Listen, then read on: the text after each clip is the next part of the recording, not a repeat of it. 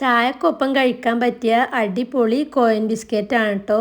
ഓവണൊന്നും വേണ്ട, വെറും 15 മിനിറ്റ് കൊണ്ട് ഗ്യാസിൽ തന്നെ നമുക്ക് പാനിൽ വെച്ചിട്ട് ചെയ്യാം. ഇതെങ്ങനെ ഉണ്ടാക്കാൻ നോക്കാം. ഞാനിവിടെ ഒരു കോഴിമുട്ട വെച്ചിട്ടാണ് കേട്ടോ ചെയ്യണേ. അതൊരു ബൗളിലേക്കൊന്ന് പൊട്ടിച്ച് വെച്ച് കൊടുക്കാം. ഇനി അത് നല്ലപോലെ ഒന്ന് വിസ്ക് വെച്ചിട്ടൊന്ന് മിക്സ് ചെയ്ത് കൊടുക്കാം. ഇനിയിപ്പോൾ അതിലേക്ക് 1/2 ടീസ്പൂണ് വാനില എസൻസും 1/2 കപ്പ് പഞ്ചസാര പൊടിച്ചതും കൂടി ചേർത്ത് കൊടുക്കാം. ഒരു കോഴിമുട്ടക്ക് പഞ്ചസാര 1/2 കപ്പ് എന്ന നിലക്കാണ് കേട്ടോ ഇട്ട് കൊടുക്കേണ്ടത്. അതാണ് പാകത്തെ മധുരം. ഇനി മധുരം കുറവ് വേണമെന്നുള്ളവർക്ക് അത് കുറച്ചെടുക്കാം. 1 ടേബിൾ സ്പൂണ് ബട്ടർ മെൽറ്റ് ചെയ്തതോ അല്ലെങ്കിൽ സൺഫ്ലവർ ഓയിലോ ഒഴിച്ചെടുക്കാം. എന്നിട്ട് അതൊന്നും കൂടി നല്ലപോലെ മിക്സ് ചെയ്ത് ഇനി ഒരു അരിപ്പയിലേക്ക് 1 കപ്പ് മൈദ ഇട്ട് കൊടുക്കാം.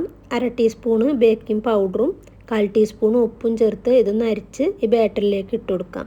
ഇത് വളരെ എളുപ്പമാണ് കേട്ടോ ഉണ്ടാക്കാനായിട്ട്. പെട്ടെന്നൊരു ഗസ്റ്റൊക്കെ വന്നിട്ടുണ്ടെങ്കിൽ നമുക്ക് പെട്ടെന്ന് തന്നെ ഇത് ചെയ്തെടുക്കാം.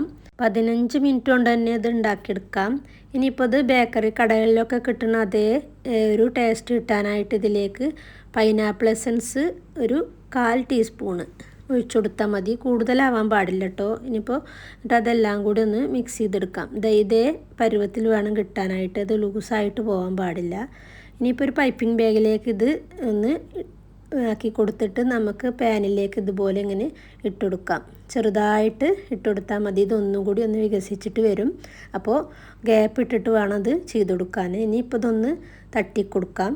ഈ ബാറ്റർ ഉണ്ടാക്കാൻ നിൽക്കുമ്പോൾ തന്നെ ഞാനൊരു ഇരുമ്പ് ചട്ടി ഗ്യാസിൽ വെച്ച് കൊടുത്തിട്ടുണ്ടായിരുന്നു. അത് നല്ലപോലെ ചൂടായിട്ടുണ്ട്. അപ്പോൾ അതിന് മേലെ ഈ പാനൊന്ന് വെച്ച് കൊടുത്തിട്ട് അടച്ച് വെച്ചിട്ട് 5 മിനിറ്റിന് ശേഷം ഒന്ന് തുറന്ന് നോക്കാം. അപ്പോൾ ഇതുപോലെ ആയിട്ടുണ്ടാവും.